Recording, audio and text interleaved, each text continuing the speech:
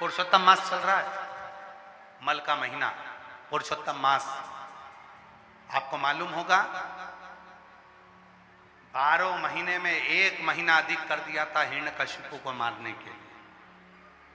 वो हिरण्यकशिपु जो वर मांग लेता है ब्रह्मदेव से, ना नीचे मरूं, ना ऊपर मरूं, ना अंदर मरूं, ना बाहर मरूं, ना अस्त्र से मरूं, ना शस्त्र से मरूं, ना दिन में मरूं, ना रात में मरूं, ना नर से मरूं, ना पशु से मरूं, ना 12 महीने में मरूं।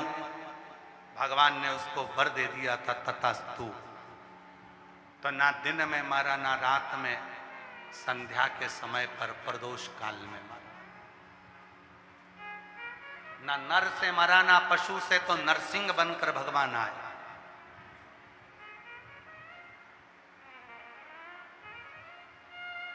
ना अंदर मरा, ना बाहर, तो देहली पर मरा।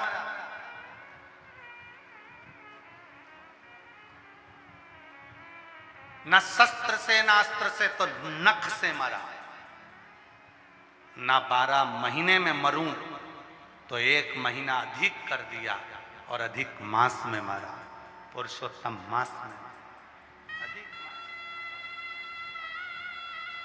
एक अधिक कर दिया।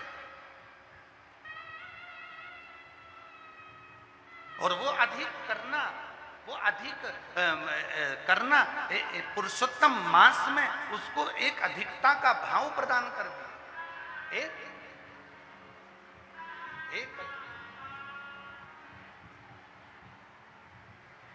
एक अधिक। अब वो जो महीना था मलमास, जो महीना मलमास का जो निकला, मलमास का जो महीना हुआ, जिसमें हिरण्यकशिपु मरा था, उस महीने को किसी ने स्वीकार नहीं करा।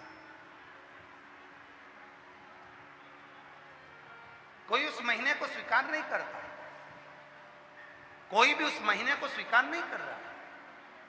और ये केवल मलमास की कथा नहीं है, संपूर्ण जगत के प्रत्येक मनुष्य की कथा है।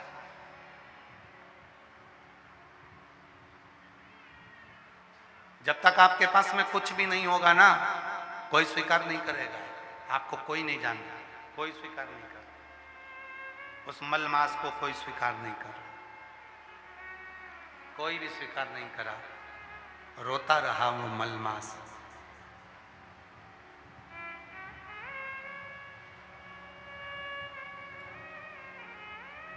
जब जब मलमास नरसिंह भगवान के सामने जाता था, तब नरसिंह भगवान का क्रोध उस मलमास को देखकर और बढ़ जाता था। उनको लगता था कि अभी हिरण्यकशिपु जीवित है। उनको यह महसूस होता था कि हिरण्यकशिपु अभी जीवित है। भगवान ने देखा कि ये तो बार बार क्रोध बढ़ रहा है, मलमास को पीछे हटाया। भगवान शंकर के पास देवता गए, हाथ जोड़कर विनय करा, आप इस नरसिंह भगवान के क्रोध को शांत करो। तब भगवान शंकर ने शरम्ब पक्षी का रूप धारण कर लिया। पक्षी का रूप धरकर भगवान, शरम्ब पक्षी का रूप रखकर भगवान शंकर उड़ते उड़ते गए और नरसिंह भगवान को पंजे में पकड़कर अलखनंदा नदी में ले जाकर छोड़ दिया। नरसिंह भगवान को अलखनंदा नदी में ले जाकर छोड़ा। उसी नदी में नरसिंह भगवान समाधि में लीन हो गए। क्रोध शांत हो गया। लक्ष्मी जी उनको ले जाने लगी। तब नरसिंह शिला के रूप में अलखनंदा नदी में आज भी नरसिंह भगवान वहां पर विराजित हो गए। आप लोग बद्रीनाथ गए होंगे तो बद्रीनाथ जी के पुल पे से जब बद्रीनाथ मंदिर के लिए जाते हैं तो पुल पे से जहाँ ताप्त कुंड है, गर्म पानी जहाँ आता है, उसी के नीचे जब अलखनंदा नदी में एक बड़ी सी शिला का दर्शन करेंगे तो उस शिला का नाम है नरसिंह शिला। उस नरसिंह शिला के रूप में भगवान विष्णु विराजित। पर वो जो मलमास था वो बड़ा दुखी था, क्योंकि उसको सम्मान नहीं मिल रहा, उसको आदर नहीं मिल रहा।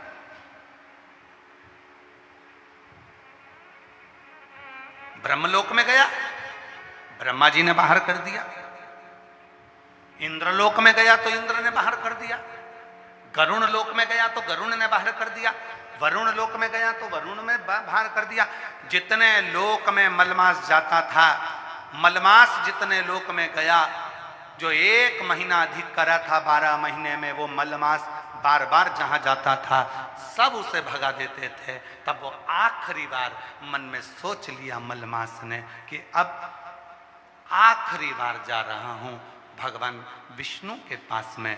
तब भगवान नारायण विश्राम कर रहे थे, शेषनाग ने देख लिया मलमास को। मलमास ने शेषनाग भगवान को प्रणाम करा, शेषनाग जी मैं बहुत दुखी हूँ क्योंकि मैं मलमास हूँ, मुझे कोई स्वीकार नहीं करता, लोग मुझसे ईर्ष्या करते हैं, नफरत करते हैं, लोग मुझे प्रणाम नहीं करते, लोग मेरा मुंह देखना पसंद नहीं करते, लोग मुझे पूछते नहीं हैं क्योंकि मैं मलमास हूँ। शेषनाग जी ने पूछा तू मलमास? हाँ। तो तुझे तो लोगों को प्रणाम करना चाहिए क्योंकि तूने देवताओं का काम किया। नरसिंह भगवान का प्रकट तेरे मास में हुआ है, नरसिंह भगवान प्रकट हुए हैं और नरसिंह भगवान ने हिरण्यकशिपु को मारा, तो लोगों को तो तुझे नमन करना चाहिए। अगर तू नहीं होता तो हिरण्यकशिपु मरता ही नहीं, नरसिंह भगवान का प्रागट्य ही नहीं होता अगर तू नहीं होता।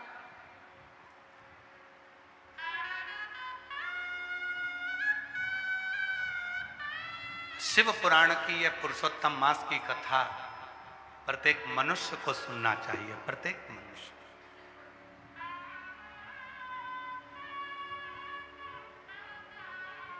तुझे तो लोगों को प्रणाम करना चाहिए।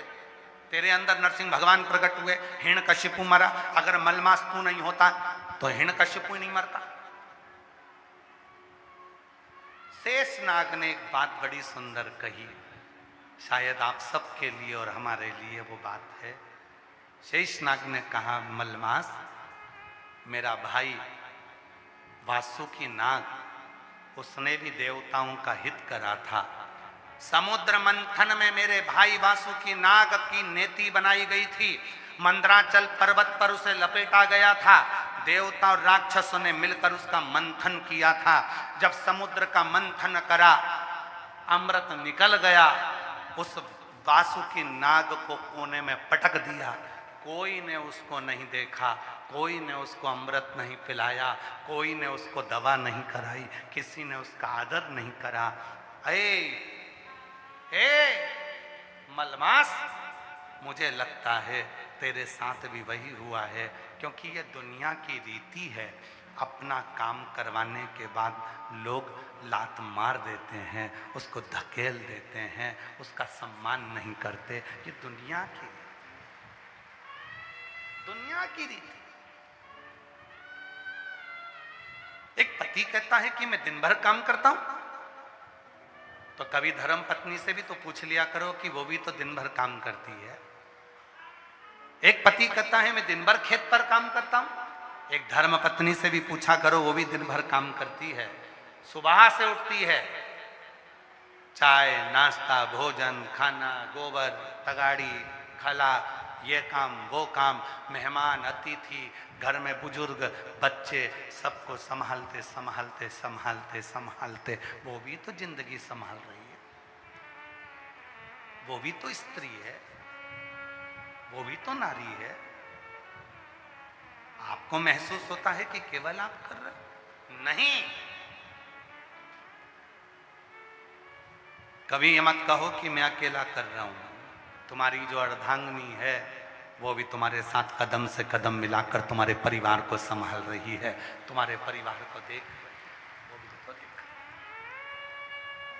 पर सम्मान उसको नहीं मिला। कई लोग कह देते हैं गुरुजी हमारी किस्मत में तो भगवान ने यश ही नहीं लिखा। कई माताएं कह देती गुरुजी भगवान ने तो मेरी किस्मत ऐसी बनाई है कि मेरी किस्मत में यश ही नहीं है, मैं किसी के लिए कितना ही कुछ कर दूं तो भी मेरा सम्मान नहीं होता। तुम अपने ऊपर मत लो, यहाँ कथा भी सुनो। मलमास जिसके महीने में नरसिंह भगवान प्रकट हुए, जिस महीने में हिरण्यकशिपु मरा, जिस महीने को स्वयं भगवान ने 12 महीने से ज्यादा प्रकट करा, वो मलमास को भी तो लोगों ने सम्मान नहीं दिया, उस मलमास को भी तो लोगों ने आदर नहीं दिया, उस मलमास को भी तो लोगों ने सत्कार नहीं दिया, उस मलमास को भी तो लोगों ने नकार दिया। तुम सोचते हो कि मेरा साथ नहीं मिलता, भगवान मेरा साथ नहीं देता, उस मलमास को भी तो देखो। तब वो मलमास आखिरी में जब हार गया हिम्मत, तब वो मलमास आखिरी में शेषनाग के पास गया और शेषनाग ने कहा मेरे भाई वासुकी नाग के साथ भी यही हुआ था, उसको भी सम्मान नहीं मिला था, उसको भी कोने में पटक दिया था। जब अपना काम हो जाता है लोग धक्का देकर बाहर निकाल देते हैं। कभी कभी शिव पुराण की कथा कहती है तुम बहुत करोड़पति हो, तुम बहुत धनपति हो, तुम बहुत वैभवपति हो, तुम्हारे यहाँ पैसे की कोई कमी नहीं है, तुम्हारे घर में तुम्हारी बहू के बच्चा हुआ, उस बच्चे को पालने के लिए, उस बच्चे को संभालने के लिए एक महिला को, एक स्त्री को, एक बेटी को तुम लेकर आए। कहा माता जी मेरे बच्चे को संभालना, मैं महीने की तनख्वाह दूंगा। वो माँ अपने बच्चे को छोड़कर तुम्हारे बच्चे को संभालने के लिए आ गई। 5,000, 2,000, 10,000, 11,000, 20,000 रुपए महीने में वो तुम्हारे बच्चे को संभाल रही है, तुम्हारे बच्चे को संभाल रही है। जब वो बच्चा बड़ा हो गया तुमने उस बूढ़ी माँ से कह दिया माँ तुम्हें आने की जरूरत नहीं है, अब हमारा बच्चा बड़ा हो गया, स्कूल जाने लगा, अब मैं उसको कहीं बोर्डिंग में डाल दूंगी, अब मुझे बच्चे को तुम्हारे को जरूरत नहीं है। उस माँ को निकाल दिया। एक घर के सेठ की, एक घर के मालिक की जवाबदारी होती है कि तुम्हारे बहू के बच्चे को, तुम्हारे बच्चे को जिस महिला ने पाल पोस कर गोदी में 10 साल, 8 साल, 5 साल, 3 साल, 2 साल, 4 साल बड़ा किया है, अगर उसकी जवाबदारी भी तुम्हारी बनती है। कभी उसकी जिंदगी में अगर दुख आए तो थोड़ा 2-5 हजार का सहयोग देना, ये तुम्हारी जवाबदारी है। उसका बीमारी में साथ देना, ये तुम्हारी जवाबदारी है। थोड़ा सा हम अपनी शिव महापुराण की कथा में कहते हैं 1 रुपए का दान मत दो। आप कहीं पर भी कहीं मत दो 1 रुपए का दान, कहीं अठन्नी देने की जरूरत नहीं है। वो पैसा तुम्हारा है, तुम्हारी जेब में रखो। पर याद रखना अगर अपने मोहल्ले में, अपनी सोसाइटी में, अपनी कॉलोनी में, अपने परिवार में, अपने नगर में, अपने खेड़े में अगर कोई पढ़ना चाहता है, उसके पास पढ़ाई का पैसा नहीं है, तो जेब में से पैसा निकालना और उसकी स्कूल की फीस जमा कर कर उसको पढ़ाने का प्रयास करना। मत दो 1 रुपया किसी को भी, मत करो दान कहीं पर भी। तुम अपने पैसे को संभाल के रखो, अपने परिवार में, अपने कुटुंब में, अपने मोहल्ले में, अपनी कॉलोनी में, अपनी सोसाइटी में, अपने क्षेत्र में अगर कोई बीमार है, थोड़ा सा पैसा निकाल कर उसकी दवाई, उसकी जांच करा देना जीवन का सबसे बड़ा दान कहलाता। आइए कभी सीहोर, पूरे धरोंडा वासियों को हमारी ओर से निमंत्रण है, कभी सीहोर आओ, आकर देखो जो तुम झोली में दान देते हो बिठले सेवा समिति को या बिठले सेवा समिति के कार्यालय पर अगर 1 रुपया भी जमा करते हो तो आकर देखना, आकर देखिए 2000 बच्चे के स्कूल की फीस, उनकी ट्यूशन, उनकी कोचिंग, साथ में हॉस्पिटल में निशुल्क दवा, एम्बुलेंस, यहाँ तक कि वहाँ पर पूरी जांचें सब निशुल्क, अन्न क्षेत्र सब निशुल्क। 20,000 लोग, 25,000 लोग सुबह से शाम तक भोजन करते हैं, प्रतिदिन निशुल्क, विवाह निशुल्क, कन्यादान निशुल्क। कभी आकर दर्शन करिएगा तो आपको लगेगा कि हमारा दान किया हुआ कहाँ लगा। मत करो 1 रुपया दान, अपनी जेब में रखो, पर अपने परिवार में, अपनी कॉलोनी में, अपनी सोसाइटी में, अपने मोहल्ले में, अपने खेड़े में, अपने गांव में, अपने अड़ोसी पड़ोसी को भी देखो। अगर कोई बच्चा पढ़ना चाहता है, कोई बच्चा एजुकेशन करना चाहता है, अपने बच्चे को तो पढ़ा ही रहे हो, साथ में उस बच्चे को भी पढ़ाओ, उसकी भी एजुकेशन कराओ, उसको भी पढ़ाओ। बेटियों को हम फिर निवेदन करेंगे, कई लोगों के मन में आता है बेटे को पढ़ाना है, बेटी को नहीं पढ़ाना है, पर निवेदन है आप सबसे कि अपनी कैपेसिटी से ज़्यादा अपनी बेटी को पढ़ाने का प्रयास करना, एक दिन वो भी नाम रोशन करेगी तुम्हारा। पढ़ाओ, उच्च शिक्षा की जरूरत है, उसको एजुकेशन की जरूरत है, उसको धन की मुंह। हे मलमास, शेषनाग ने कहा कि तुझे कोई पूछता नहीं। क्यों पूछे? क्यों चिंता करता है?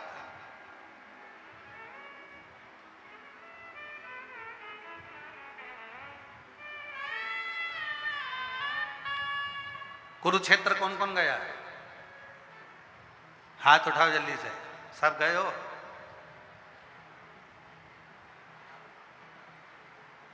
क्या सिखाती है कुरुक्षेत्र की लड़ाई?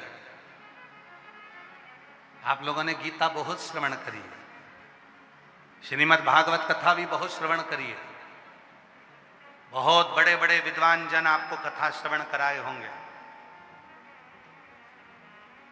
क्या सीखे गीता जी से? क्या सीखे श्रीमद् भागवत से? क्या सीखे महाभारत से? कुरुक्षेत्र की वो लड़ाई, कौरव और पांडवों की वो लड़ाई क्या सिखाती है?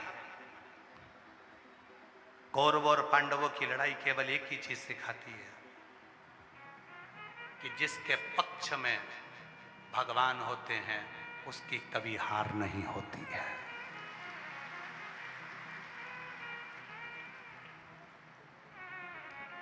भगवान को अपने पक्ष में करो, और हम दुनिया को अपने पक्ष में कर रहे हैं। मोबाइल चला रही थी, एक ग्रुप से किसी ने ब्लॉक कर दिया, टेंशन में आ गई। मेरे को किसने निकाला? 3 दिन तक चिंता में लगी रही, मुझे निकाला किसने? मैं जब इस ग्रुप में एडमिन थी तो मुझे निकाला किसने? और पूरे ग्रुप को देख रही है, मुझे ब्लॉक कर दिया, किसी ने फेसबुक से ब्लॉक कर दिया, किसी ने इंस्टा से ब्लॉक कर दिया, किसी ने व्हाट्सएप ग्रुप से ब्लॉक कर दिया, कोई मुझे तुम दुनिया को अपने पक्ष में करना चाहते हो। और याद रखना, संसार के लोगों को अपने पक्ष में करोगे तो दुर्योधन जैसे हार जाओगे, और अगर उस कृष्ण को, राम को, शिव को अपने पक्ष में करोगे तो जीत जाओ। अपने पक्ष में भगवान को। पूरी गीता का सार, पूरी गीता का, पूरी महाभारत का सार है, परमात्मा को अपने पक्ष में रखो तो जवाबदारी उसकी होगी जिताने की। फिर तुम्हारे हाथ में शस्त्र नहीं भी होगा तो भी जिताएगा। भगवान कृष्ण जिसके सारथी बन गए तो फिर देखो आप, अर्जुन के कई बार बाण नहीं थे, टूट गए थे, धनुष टूट गया था, फिर भी जीता। पक्ष में कृष्ण थे। तुम्हारे पक्ष में शिव होना चाहिए, तुम्हारे पक्ष में राम होना चाहिए, तुम्हारे पक्ष में कृष्ण होना चाहिए।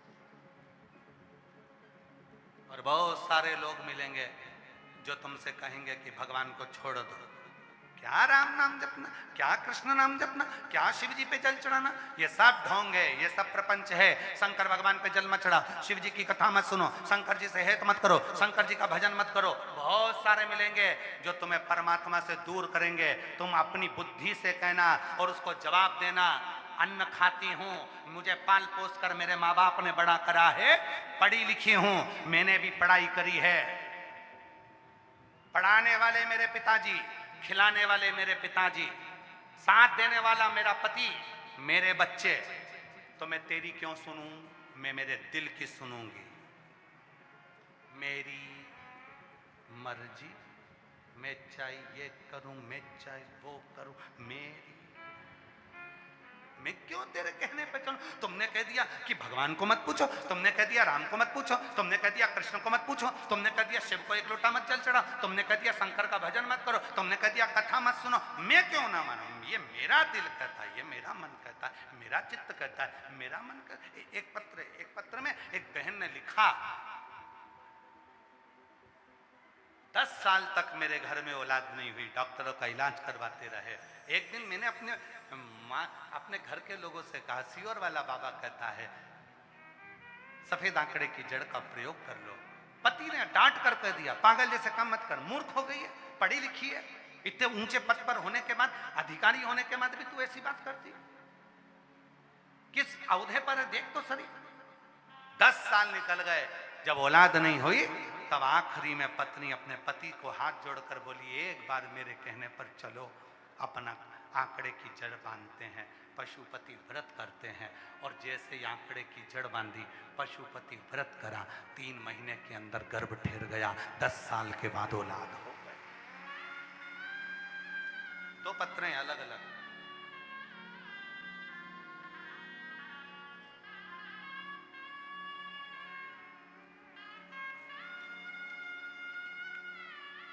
एक पत्र तो मेरा नाम विमलेश विभा है। मैं उत्तर प्रदेश जिला सहारनपुर की रहने वाली हूँ। मेरे पति का नाम विशाल वर्मा है। मैं 15 साल के बाद महादेव की कृपा से मां बनी हूँ। मैं हार चुकी थी, पत्र को आप लोग पढ़ेंगे, मैं हार चुकी थी। सब कुछ करके सभी डॉक्टरों ने मना कर दी थी कि मेरा मां बनना मुश्किल है। फिर किसी ने मुझे बताया कि पशुपति व्रत करो, तब मैं ज्यादा विश्वास नहीं करती थी। मैंने व्रत तो किए पर मेरा मन नहीं मानता था। जब मैंने पहला व्रत किया, शाम को मंदिर में दिए लगाए तो मेरा 3 दिए बुझ गए। 3 दिए बुझ गए। वो मैं मंदिर से निकली तो पंडित जी ने आवाज लगाई, आपने दिए जलाओ। फिर से तब बुझे हुए दिए को मैंने फिर जलाया।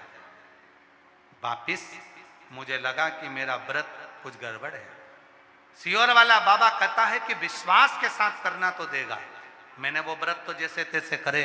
दूसरी बार हम पति पत्नी ने पूर्ण भरोसे के साथ व्रत किया और बाबा की ऐसी कृपा हुई। 15 साल के बाद गुरुदेव, 15 साल के बाद मेरे बाबा ने मेरे घर में पुत्र दे दिया। ये शिव की कृपा है। एक पत्र और है, कहीं बैठी हो तो आ सकती है, अगर कहीं बैठी।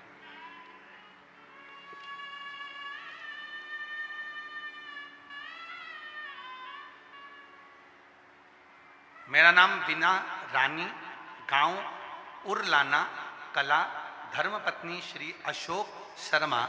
हमारा फोन नंबर ये है।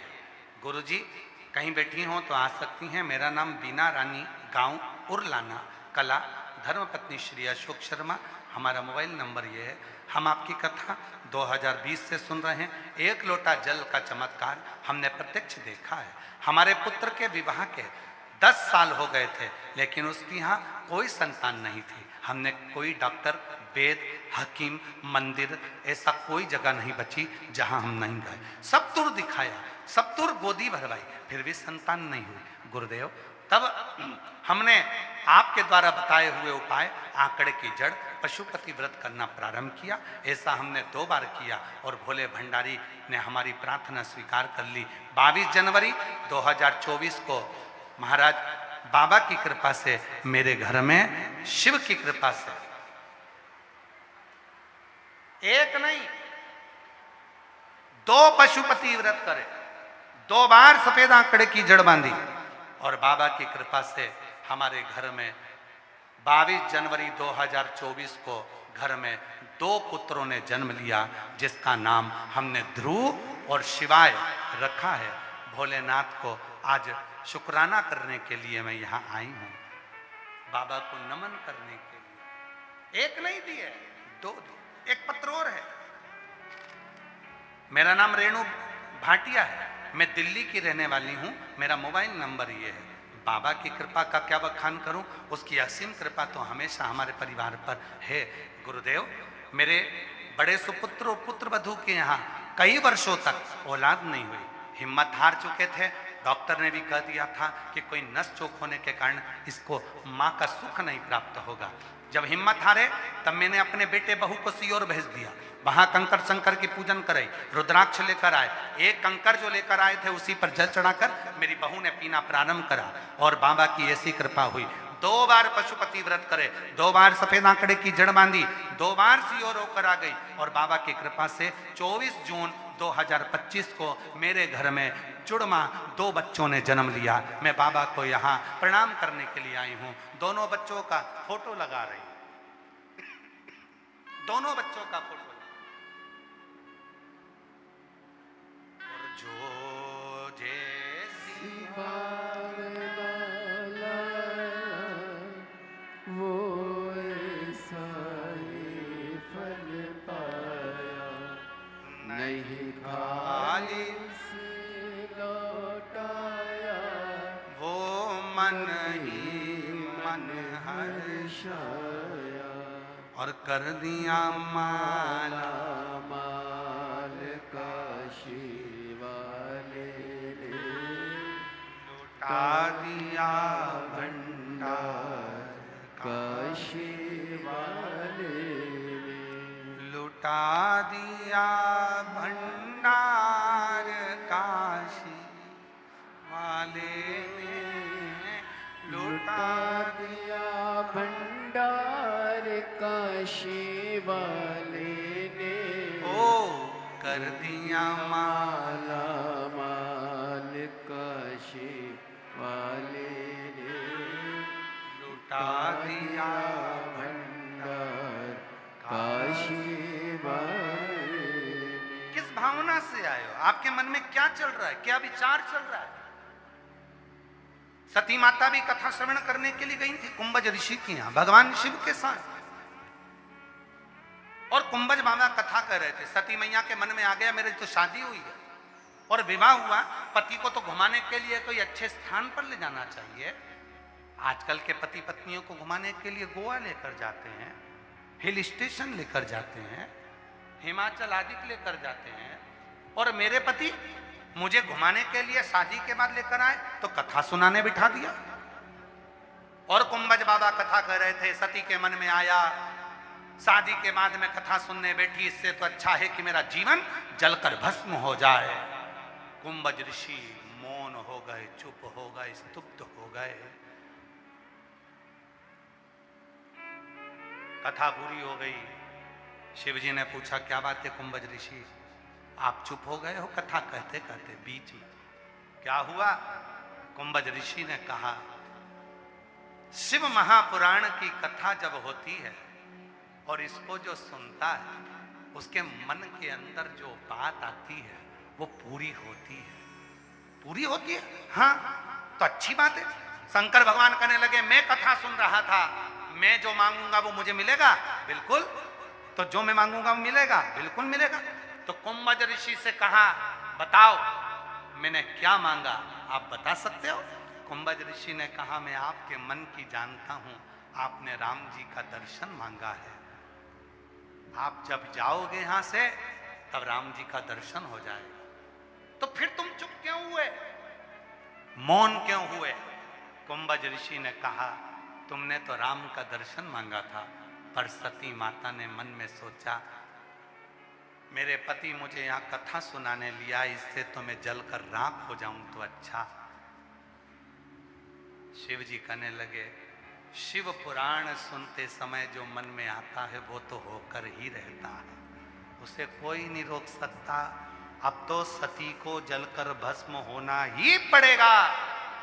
और अपने पिता दक्ष प्रजापति की यहाँ सती माता गई, पिता का अपमान पिता ने जो करा, सती माता यज्ञ के कुंड में जलकर भस्म हुई और शंकर जी को राम का दर्शन हुआ। इसीलिए शिव पुराण की कथा कहती है जब सुनने बैठो अपने लिए कहना बाबा मेरे दुख हरना, मेरे कष्ट हरना, मेरी बीमारी दूर करना, मेरी झोली खुशियों से भरना मेरा भोला बाबा। किसी स्त्री की गोद खाली मत रखना और किसी पुरुष की जेब खाली मत रखना, ऐसी करुणा मेरा भोलेनाथ करना। उससे हमेशा कथा के अंदर बैठकर अच्छा मांगो, अच्छा कहो, अच्छा बोलो, अच्छा विचारो, अच्छा भाव रखो, दूसरे के प्रति ईर्ष्या का भाव मत रखो। कई लोग ईर्ष्या रखते हैं दूसरे के प्रति, इसने मुझे आगे नहीं बैठने दिया, मैं इसको बाद में देख लूंगी, इसने मुझे पीछे बिठाया, मैं बाद में देखूंगा, इसने मुझे यहाँ नहीं आने दिया, मैं बाद में देखूंगा। कथा सुनने आए हो, ईर्ष्या क्या रखना? कथा सुनने आए हो, जहाँ जगह मिल जाए वहाँ बैठ जाओ, कथा सुनो, अपने जीवन को धन्य बनाओ। अपने जीवन में ये बार बार मौका, गरुड़ा वालों, ये बार बार मौका नहीं मिलेगा। बड़ी मुश्किल से ये कथा कैंसिल होकर फिर वापिस 36 कौम ने मिलकर कराई है, ने ना जाने फिर कब होगी, इसलिए उसको हृदय से श्रवण कर दो, मांग लो उस परमात्मा से अपने दिल की बात, उससे कह दो अपने हृदय की बात। यहाँ बैठने समय पास करने के लिए नहीं आए हो, यहाँ तुम व्यर्थ की भीड़ बढ़ाने के लिए नहीं आए हो। यहाँ कल इतने भक्त आ गए और आज भी इतने लाखों भक्त आए हैं कि मैं तो यहाँ की प्रशासन को, यहाँ के कलेक्टर, यहाँ के IG, DIG, commissioner, SP, SSP, यहाँ का विद्युत विभाग, यहाँ का चिकित्सा विभाग, यहाँ के सारे विभागों को, पीडब्ल्यूडी विभाग, यहाँ के सारे विभागों को धन्यवाद देता हूँ। यहाँ के टीआई, यहाँ के पुलिस कांस्टेबल, एक एक को धन्यवाद देता हूँ जिन्होंने कल इतनी भीड़ को और आज भी जो लाखों की भीड़ आई है, इसको संभालने के लिए मुस्तैदी रखी है। एक बार पूरी प्रशासन को जोरदार ताली बजाकर साधुता दीजिए। कठिन है कथा को संभालना, भागवत कथा संभालना सरल है, राम कथा संभालना सरल है, पर शिव महापुराण की कथा को संभालना कठिन है। क्योंकि कथा सुनने के लिए यहां सब शंकर के गण आते हैं।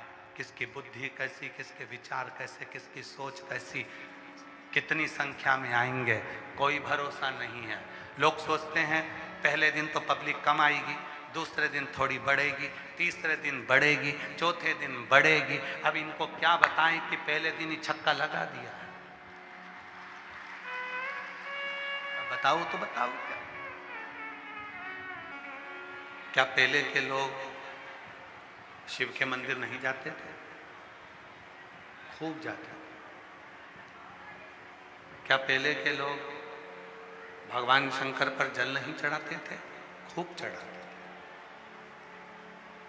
पहले भी लोग शिव के मंदिर जाते थे, पहले भी लोग जल चढ़ाते थे, पहले भी लोग भगवान शंकर का भजन करते थे, स्मरण करते थे, कीर्तन करते थे, मंत्र जाप करते थे, नाम जाप करते थे। आवाज पकड़ रहा है, गला बहुत तेज है, साउंड। क्या पहले के लोग मंदिर नहीं जाते? खूब जाते, खूब भजन करते, खूब कीर्तन करते, खूब मंत्र जाप करते, खूब नाम जाप करते। पर आज का व्यक्ति, उसको ये ज्ञात हो गया, आज का व्यक्ति उसको यह मालूम हो गया कि कौन से स्थान पर जल चढ़ाने से, कौन से स्थान पर बेलपत्र चढ़ाने से, कौन से स्थान पर दुर्वा चढ़ाने से, कौन से स्थान पर इस हाथ की हथेली का स्पर्श करने से, कौन से स्थान पर दूध की धार लगाने से, कौन से स्थान पर शिव को जल चढ़ाने से शिव कितनी जल्दी प्रकट हो सकता है, कितनी जल्दी प्राप्त हो सकता है, ये उस व्यक्ति को मालूम पड़ने लगा। पूरे शरीर में नस हैं,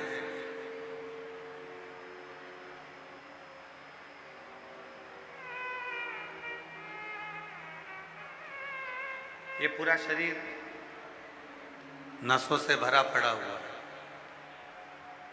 सब नाड़ियां शरीर के अंतर्गत है। पर डॉक्टर जब बॉटल चढ़ाता है, डॉक्टर जब कोई इलाज करता है, डॉक्टर जब सुई लगाता है, डॉक्टर जब इंजेक्शन लगाता है, तो कोई नस को ढूंढता है। शरीर में तो ढेर सारी नस हैं,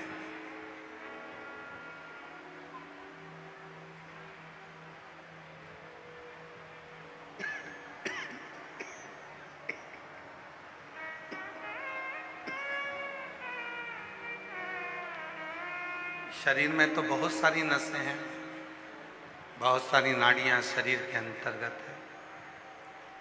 पर डॉक्टर वो नाड़ी ढूंढता है जिस नाड़ी में हम इंजेक्शन लगाएं, बॉटल लगाएं, दवा जाए और शरीर में असर करना प्रारंभ कर।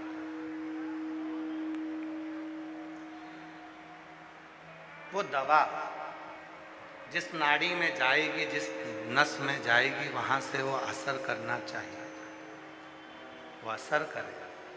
डॉक्टर वो नाड़ी, वो नस ढूंढने का प्रयास करता है, डॉक्टर वो नस ढूंढता है। अब पूरे शरीर, हमारा संपूर्ण शरीर, हमारा पूरा की पूरा शरीर तो नसों से भरा पड़ा हुआ है।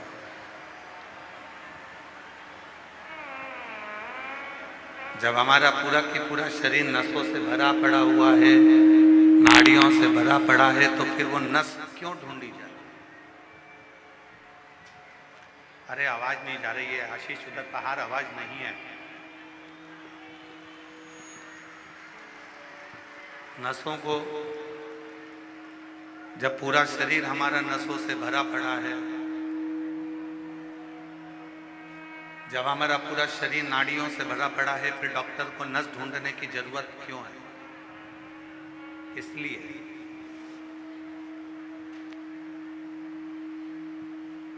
क्यों उन नसों को ढूंढना, क्यों उन नाड़ियों को ढूंढना? क्योंकि डॉक्टर को मालूम है कि एक नस, एक नाड़ी ऐसी होगी जिस नाड़ी पर अगर इंजेक्शन लगेगा, जिस नस पर इंजेक्शन लगेगा, तो वो इंजेक्शन की दवा पूरे शरीर में फैल जाए, वो दवा पूरे शरीर में चली जाए, वो दवा पूरे शरीर में पहुंच जाए। बस शिव महापुराण की कथा भी यही कहती है। शिव महापुराण भी यही कहती है, भगवान शंकर की कथा भी यही वर्णन करती है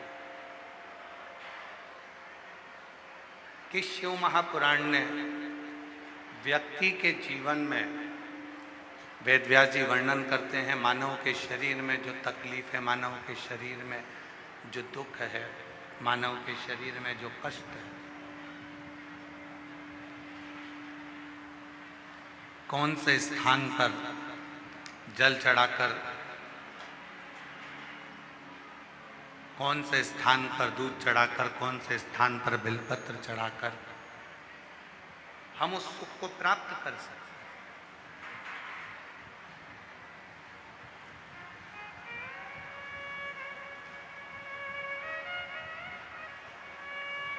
कोई स्थान शिव की शरणागति तक लेकर चले गए,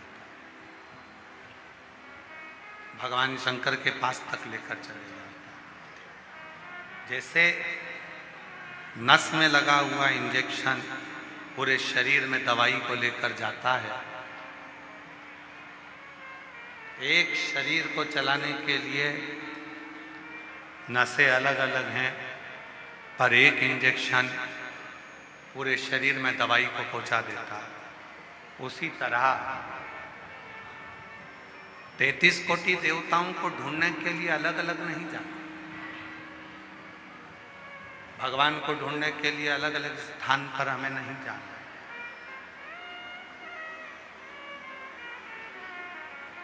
तैतीस कोटि देवताओं को ढूंढने के लिए हमको अलग अलग स्थान पर नहीं पहुंचे। हमको जैसे डॉक्टर एक नस में दवाई डालता है, पूरे शरीर में पहुंच जाती है, उसी तरह हमें एक शिवलिंग पर जल चढ़ाना है और वो 33 कोटि देवता तक पहुंच जाता है, 33 कोटि देवता तक पहुंच।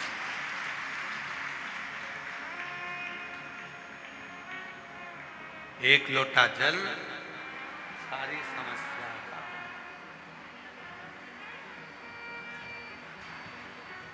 और वो जल जो तुम भगवान शिव को समर्पित कर रहे हो, वो जल जो तुम भगवान शंकर को चढ़ा रहे हो, वो विश्वास का होना चाहिए।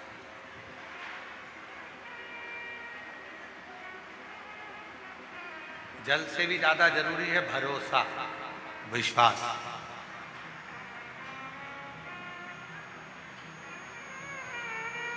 जल से भी ज्यादा दृढ़ होना चाहिए तुम्हारा विश्वास, जल से भी ज्यादा प्रबल होना चाहिए तुम्हारा भरोसा।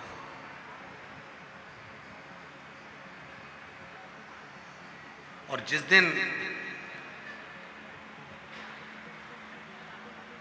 भरोसा दृढ़ हो जाएगा, उस दिन फिर तुमको महादेव के मंदिर जाने की जरूरत नहीं पड़ेगी। उस दिन महादेव तुम्हें ढूंढता हुआ तुम्हारे दरवाजे तक आ,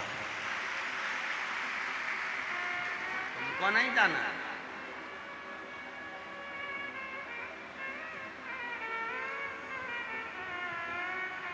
हरियाणा के घरोंडा की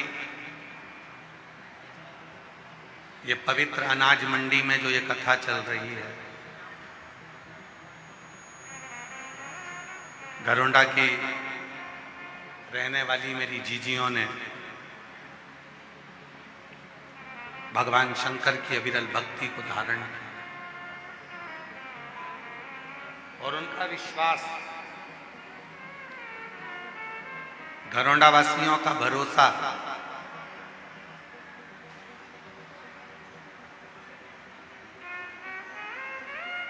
कहते हैं हरियाणा के लोगों में एक सबसे बड़ी खूबी होती है। हरियाणा के लोगों में एक सबसे बड़ी खूबी होती है कि हरियाणा का व्यक्ति एक बार जिसका हाथ थाम लेता है, मरते दम तक उसका हाथ नहीं छोड़ता है।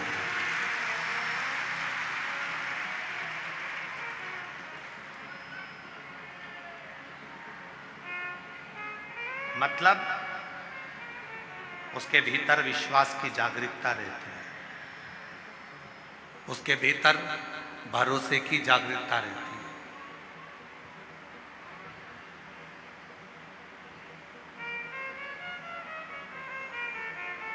उसके भीतर परमात्मा के समर्पण की जागरूकता रहती है, इसलिए उस भरोसे में, उस विश्वास में वो जीता है, भटकता नहीं है और ना भटकने देता।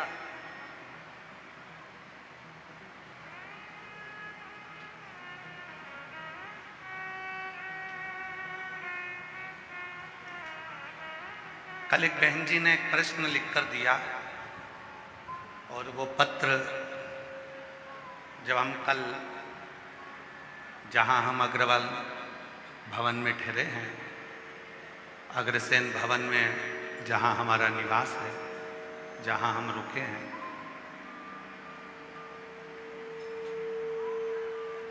उस अग्रवाल धर्मशाला से, अग्रसेन भवन से जब हम आ रहे थे तो कोई एक बहन ने एक पत्र दिया था। वो पत्र हमने वहीं पर दे दिया था। फिर हम कथा कर गए तो उस पत्र को पढ़ा।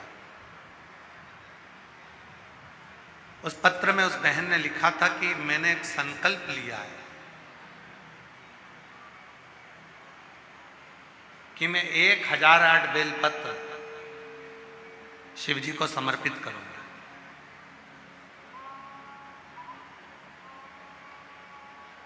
आप मुझे बता सकते हैं कि 1008 बेलपत्र शंकर भगवान को कैसे चढ़ाऊं?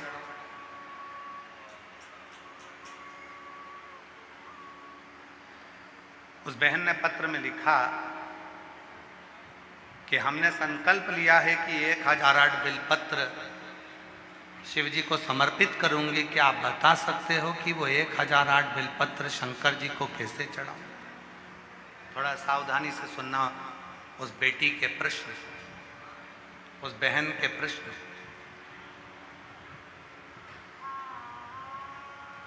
मेरी उस जीजी के प्रश्न। क्या आप बता सकते हैं कि वो 1008 बेलपत्र मुझे शिव जी को चढ़ाना है तो मैं कैसे चढ़ाऊं?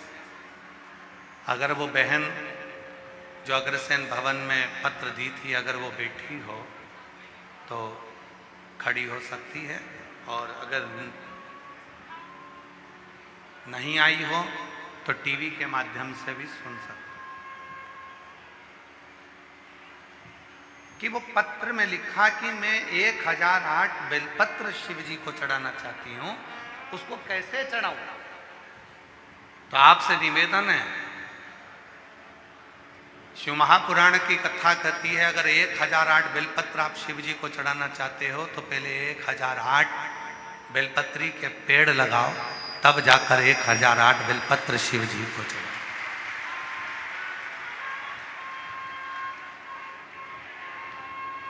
अपना हक ही नहीं है, अपना है।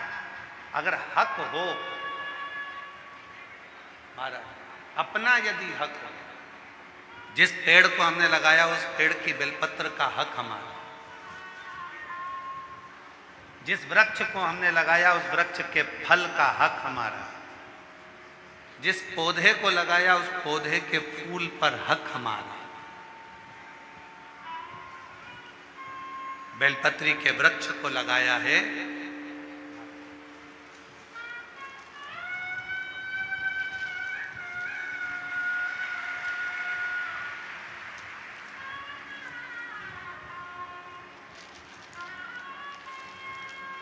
हमारे बीच में दंडी स्वामी महामंडलेश्वर श्री सवितानंद महाराज जी पधारे। एक बार जोरदार ताली बजाकर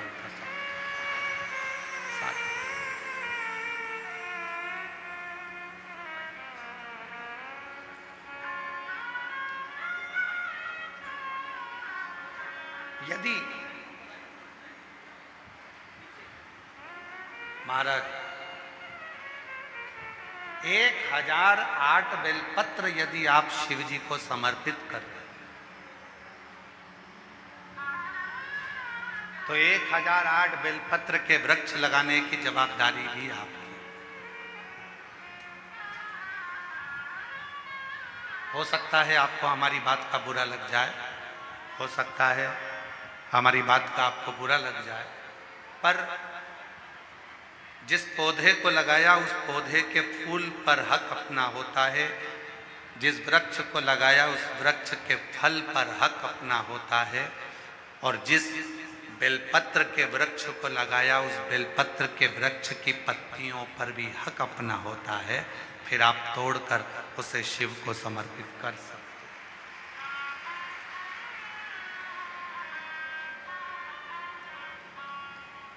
अब संकल्प आपने लिया,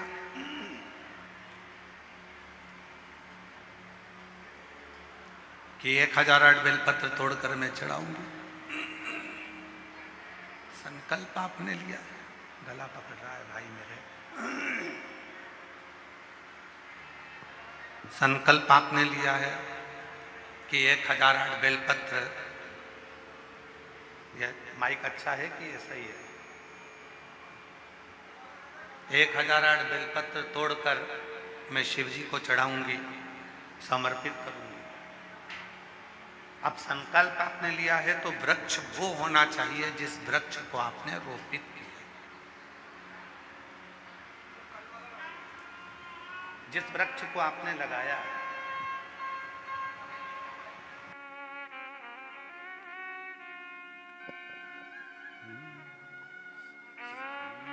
शरण पड़ी मांगो घड़ी रे घड़ी, दुख काटो दया करी न दर्शन आपो। शंभो शरण पड़ी मांगो घड़ी रे घड़ी, दुख काटो दया करी न दर्शन आपो। आप वृक्ष लगाओ। जब स्वयं वृक्ष लगाओगे और स्वयं उस वृक्ष में से बेलपत्र तोड़कर शिव जी को समर्पित करोगे, भगवान शंकर को चढ़ाओगे, तो लगेगा कि तुमने 1008 बेलपत्र भगवान शिव को दिया। स्वयं वृक्ष लगाओ।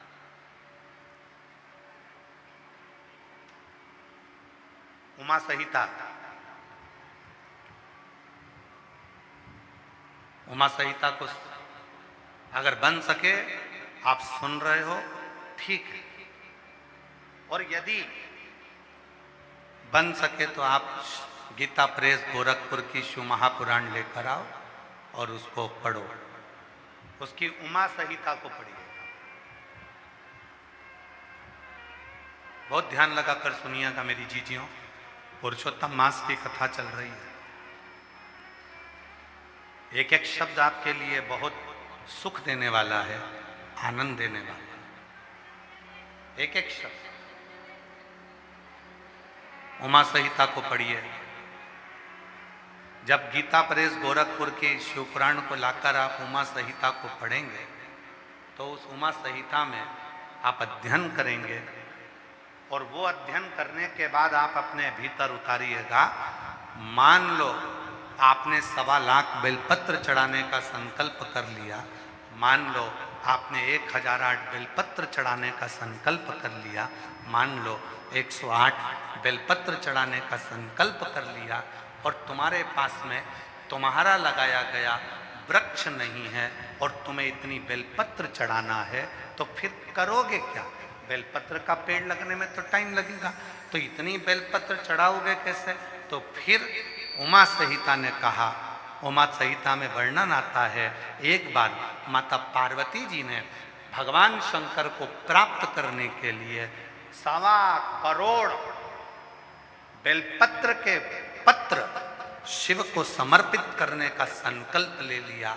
उनकी सखियां बेलपत्र के पत्र तोड़कर लाती हैं तो भी वो 1.25 करोड़ नहीं हो पाते। तब माता पार्वती जी को लगा कि मेरा संकल्प अधूरा रह जाएगा। तब माता पार्वती जी तुमरुका जी के पास गई और तुमरुका जी से पूछा, तुमरुका जी बताओ 1.25 करोड़ बेलपत्र चढ़ाना है शिव को प्रसन्न करने के लिए, मैं क्या करूं? तुमरुका जी ने कहा, मां एक बेलपत्र लेकर आओ, उस बेलपत्र को सूखने के बाद उसका चूरा बनाओ, जितना बारीक चूरा हो सके उतना बारीक कर लो और उस चूरे को शिव जी पे समर्पित कर दो। वो 1.25 करोड़ बेलपत्र के सुख के बराबर सुख प्रदान कर। एक बेलपत्र के पत्र में भी वो फल है, वो लाभ है जो 1.25 करोड़ बेलपत्र के बराबर सुख हमको प्रदान कर दे। एक बेल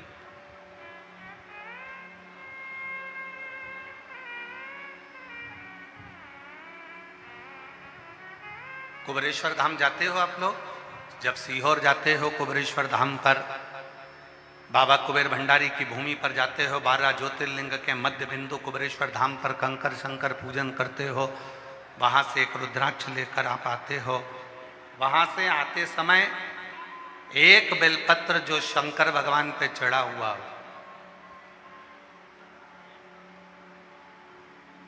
कंकर शंकर शिला पर चढ़ाओ, शिवलिंग पे चढ़ाओ, या कहीं कंकर की पूजन हुई हो वहां पर भी अगर कोई चढ़ा हुआ बेलपत्र तुम्हें मिल जाए उसको लेकर आ जाओ और उस बेलपत्र को सुखा कर रख लो। उस बेलपत्र को सुखा कर रखो। जब लगे तुमको कि मेरा ये वाला काम उलझ रहा है, मेरा ये काम अटक रहा है, उस बेलपत्र का थोड़ा सा चूरा मुख में लेकर उस व्यक्ति से बात करने चले जाओ। 3 महीने के अंदर वो कार्य पूर्ण होकर रहता है। एक बेलपत्र में वो सुख है, एक बेलपत्र में वो फल है, एक बेलपत्र का वो लाभ है जो हमारे जीवन को आनंद की अनुभूति करा रहे। यहां मेरी बहुत सारी जीजियां बैठी हैं, बहनें बैठी हैं, मेरे जीजा बैठे हैं, मेरी बेटियां बैठी हैं, मेरे बेटा, मेरे बुजुर्ग माँ बाप बैठे हुए हैं, माता पिता बैठे हैं। करबद्ध निवेदन करूं,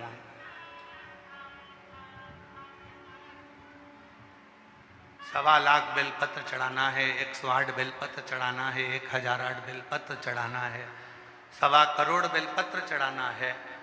एक बेलपत्री के पत्र को सुखाकर बारीक से बारीक, बारीक से बारीक, बारीक से बारीक जब बिल्कुल महीन हो जाए, उसको जब समर्पित किया जाता है तो उसके कण कण की गिनती से भी करोड़ों हजारों बेलपत्र के पत्र चढ़ाने का फल प्राप्त हो जाता है।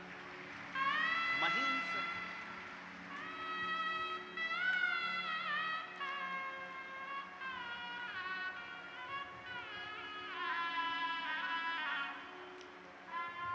आचार को सुरक्षित रखना है।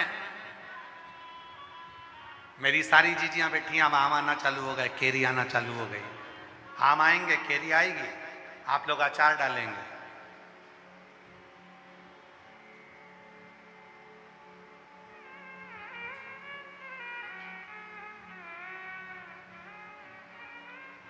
जिस दिन हम आए थे उस दिन हमारे एक दिल्ली वाले गोयल जी और बंसल जी तो यहाँ बैठे हैं, दिल्ली वाले गोयल जी बंसल जी दोनों थोड़ा थोड़ा अचार का डब्बा बांध कर लाए। कहा गुरुजी नया डाला है।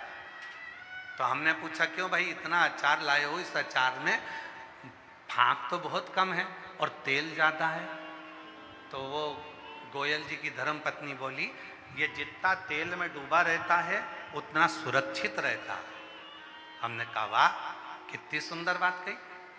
अचार तेल में डूबा रहेगा सुरक्षित रहेगा, मुरब्बा चाशनी में डूबा रहेगा सुरक्षित रहेगा और संसार का मनुष्य शिव कथा में डूबा रहेगा तो सुरक्षित रहेगा। जो भगवान की भक्ति में डूबा है, हम ये कभी नहीं बोले कि आप शंकर की शरणागति, हम कहते हैं तुम राम को भजते हो तो राम को भजो, आप कृष्ण को भजते हो तो कृष्ण को भजो, आप शिव को भजते हो तो शिव को भजो, आप जगत जननी दुर्गा भवानी को भजते हो तो जगत जननी दुर्गा भवानी को भजो। आप जो आराधना, जो साधना आप दिल से करते हो, आपकी जो मर्जी हो वो भजो, पर उसमें डूब जाना, उसमें जितने डूबते चले जाओगे उतने सुरक्षित होते चले जाओगे, उतने सुरक्षित। डूबना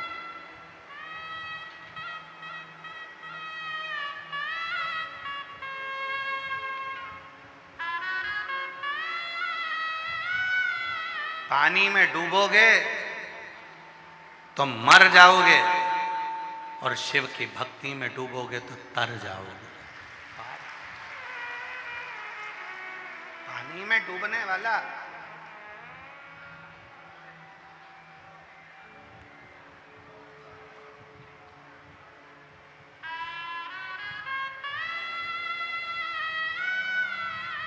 और कहने में पीछे नहीं हटेंगे। पानी में डूबने वाले को बचाया जा सकता है, थोड़े चांस हैं। जो माताएं तैरना जानती हैं वो तुरंत जाकर उसका बाल पकड़कर खींच कर ले आती हैं। जो पुरुष तैरना जानते हैं वो दौड़ कर जाते हैं, कूद कर और उसको खींच कर ले आते हैं।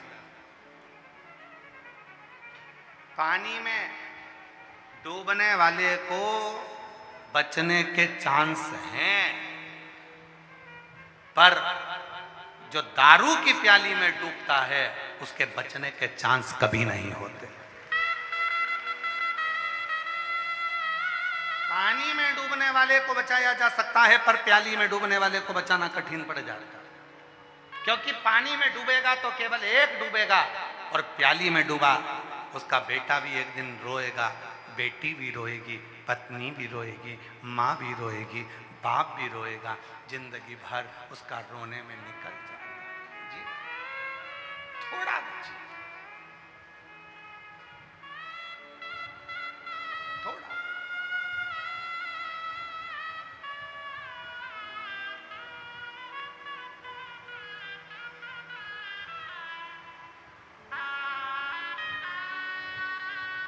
स्मरण करिए,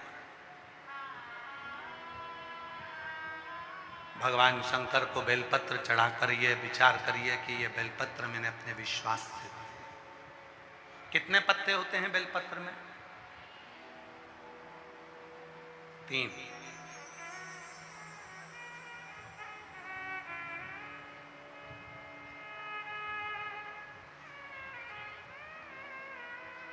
कितनी लक्ष्मी होती है? अष्टलक्ष्मी। उस लक्ष्मी में भी 3 लक्ष्मी मूल मानी गई है, लक्ष्मी, अपालक्ष्मी, महालक्ष्मी। अष्टलक्ष्मियों में भी 3 लक्ष्मी की प्रधानता है। बेलपत्र के कितने पत्र हैं? 3। शिव महापुराण की कथा कहती है, भगवान शंकर का चरित्र कहता है, माता पार्वती जी के नयन अश्रु से बेलपत्र के पौधे का उद्गम हुआ। माता बेलपत्री के रूप में प्रकट हुई और प्रकट होने पे माता पार्वती जी ने सरस्वती और लक्ष्मी को भी इसमें स्थान दिया। लक्ष्मी को बेलपत्र का स्वरूप, सरस्वती को तने का स्वरूप और मां वृक्ष का स्वरूप।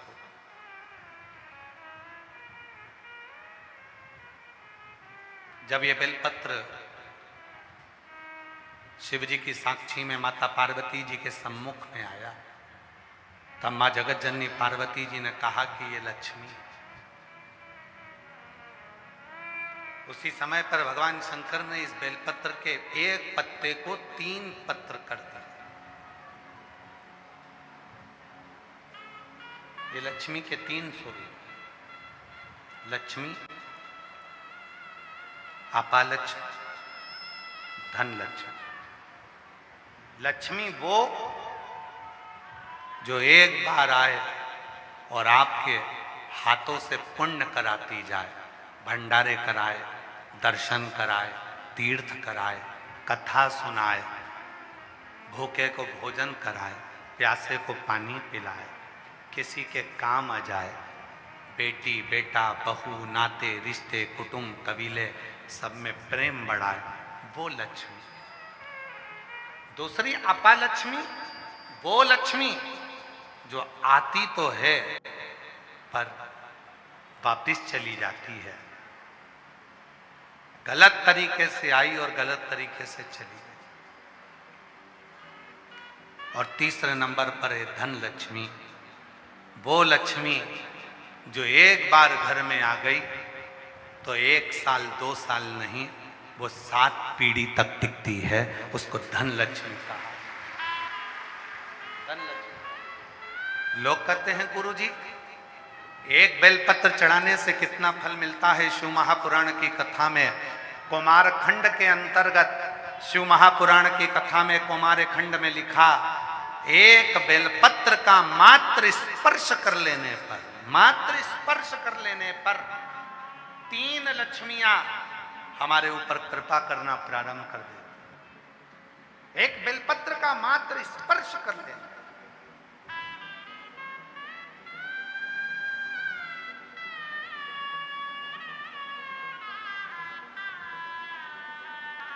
केवल स्पर्श।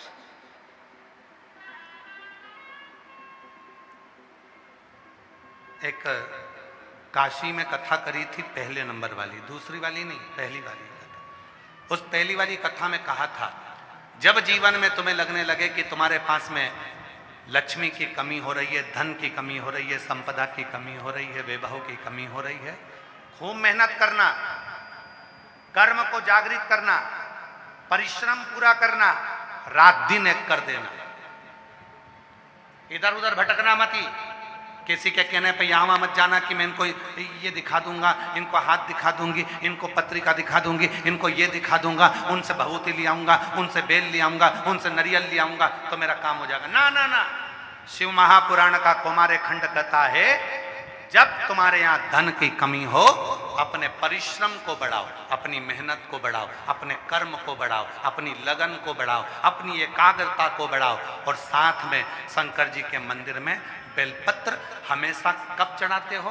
पहले तुम जल चढ़ाते हो, उसके बाद बेलपत्र चढ़ाते हो। पर जब तुम्हें लगने लगे कि मेरे घर में संपदा की कमी हो रही है, धन की कमी हो रही है, धन के पीछे क्लेश हो रहा है, पैसे के पीछे क्लेश हो रहा है, तो उस बेलपत्र को पहले चढ़ाओ और जो घर से जल लेकर आई हो वो बाद में चढ़ाओ।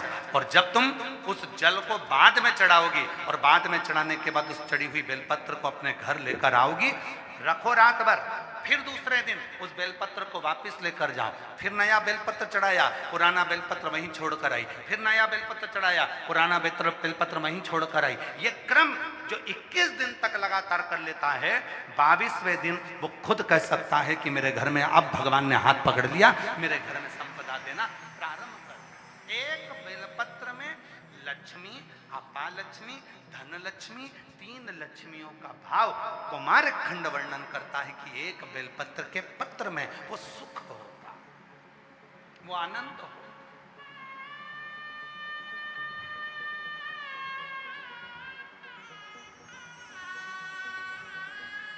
और जो जैसी भावना लाए वो वैसा ही फल पाया, नहीं खाली उसे से लौटाया, वो मन हर्षाया। जैसे बेलपत्र का संग दुर्वा ले लेती है, एक दुर्वा और एक बेलपत्र जब हम शिव को समर्पित करते हैं, लोग कहते हैं गुरुजी आपने कहा कि बेलपत्री के बीच वाले पत्ते पर शहद लगाने पर, शिव को चढ़ाने पर मन की कामना पूर्ण होती है। हमने एक बात और कही थी कि ये चढ़ाने के साथ में तुम्हें मेहनत करना पड़ेगी, तुम्हें परिश्रम करना पड़ेगा,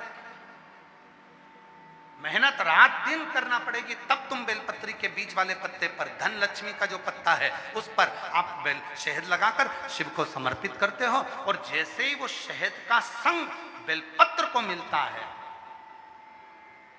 शहद का संग जैसे बेलपत्र को मिलता वो अपना काम करना प्रारंभ कर देता।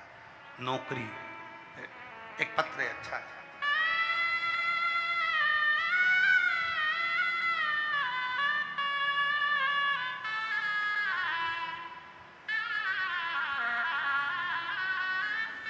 जो जैसी भावना लाया वो वैसा ही फल पाया। देखिए, मेरा नाम सविता विश्वकर्मा है। मैं गंगोह सहारनपुर से आई हूँ। कहीं बैठी हों तो हाथ हिला सकती हैं। मेरा नाम रविता है विश्वकर्मा। मैं गंगोह सहारनपुर से आई हूँ। मेरे पति की नौकरी छूटे 2 वर्ष हो गए थे। कर्जा भी बहुत हो गया था। मेरी बहन ने मुझे बताया कि सीहोर वाला बाबा कथा करता है। कहीं बैठी हों तो आ सकती हैं। आप लोग हैं, आ जाओ, आ जाओ, आ जाइए, बेलपत्र लेकर जाइए। मेरी बहन ने मुझे बताया कि सीहोर वाला बाबा कथा करता है, तो कथा को सुन। एलईडी पर पत्र चल रहा है, चल रहा है। तू कथा को सुन। आप लोग पढ़ सकते हैं पत्र को। कथा करता है तो कथा को सुन। श्री शिवाय नमस्तुभ्यम का जप कर। बाबा, मेरी बहन सीहोर गई, मेरे लिए कंकर शंकर जी को लेकर आई और मैं कंकर शंकर को जल चढ़ाती, प्रार्थना करती, बाबा तू सबकी झोली भरता है, मेरी भी झोली भर दे। बाबा, मैं कभी मंदिर नहीं गई क्योंकि मेरे ससुराल वाले दूसरे पंथ को मानते थे, तो वो मुझे मंदिर जाने से मना करते थे। गुरुदेव, मैं कभी मंदिर नहीं गई, पर मेरे परिवार वाले तो आपकी कथा भी नहीं सुनने दे, तो भी मैं छुपकर मोबाइल में कथा सुनती रही। और कथा सुनती, एक दिन केवल मैंने अपने पति से कहा कि तुम एक काम करो, सीहोर वाला बाबा कहता है बहुत मेहनत करो और मेहनत के साथ में बेलपत्री के बीच वाली पत्ती पर शहद लगाकर शिव जी को चढ़े जाओ। मेरा पति हंसा, कहने लगा कि तू भी ये बाबाओं के चक्कर में फंस गई, हमारे यहाँ पर ये सब नहीं होता। मैंने मेरे पति से कहा, तुम इतने साल से एग्जाम दे रहे हो, आज तक तुम्हारी सरकारी नौकरी नहीं लगी, तुम एक बार तो करो। वो सीहोर वाला बाबा कहता है जो दिल से मांगोगे वो दिल से देगा। मैंने मोबाइल के सामने बैठकर मांगा है, तुम एक बार तो बेलपत्री पर शहद लगाओ। तब मेरे पति ने बेलपत्री पर शहद लगाकर शिव को चढ़ाया। और गुरुदेव, बाबा की ऐसी कृपा हुई, 15 साल से नौकरी की तैयारी कर रहे थे मेरे पति, जो नौकरी नहीं मिल रही थी, और बाबा की कृपा से 21 अप्रैल 2025 को मेरे पति की सरकारी नौकरी लग गई। अब मैं बाबा को यहाँ धन्यवाद देने के लिए आई हूँ। अब मेरे पति की सरकारी नौकरी लग गई, मैं बाबा को प्रणाम करने आई। एक बेलपत्र पर एक पत्र और बड़ा सुंदर है।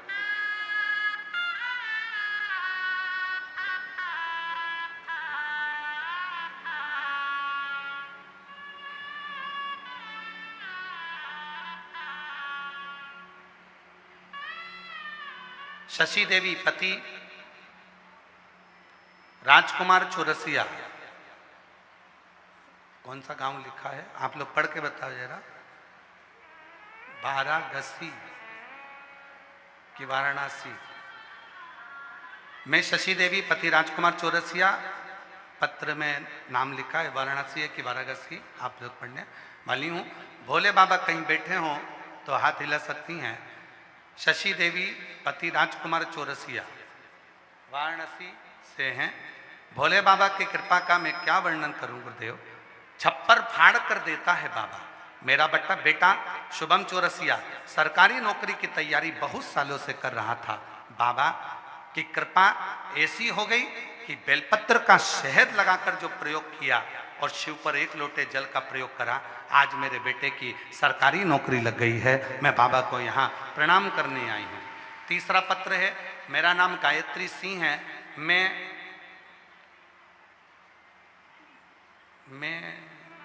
पुराना काम नगर से आई हूँ। कौन सा काम? आप लोग पढ़ लो जो भी लिखा है। मेरा नाम गायत्री सिंह है, मैं बुड़ाना मुकानगर से आई हूँ। मेरा बेटा 2021 से सरकारी नौकरी की तैयारी कर रहा था, पर उसका हो नहीं रहा था। शंकर भगवान की कृपा से 10 साल से वो तैयारी करते करते हार गया, तो भी 1-2 नंबर से रह जाता था।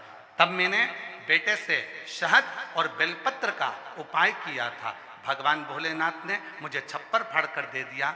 पहली नौकरी में ही 15 सालों के बाद मेरे बाबा की कृपा से ऐसी कृपा होगी, 10 सालों के बाद मेरी यहाँ नौकरी मेरे बेटे की लगी। और बाबा की कृपा से 15 साल से मेरे यहाँ पर पोता नहीं था, बाबा की कृपा से मेरे यहाँ पोता भी हो गया। मैं शिव को नमन करने के लिए आई हूँ, प्रणाम करने के लिए।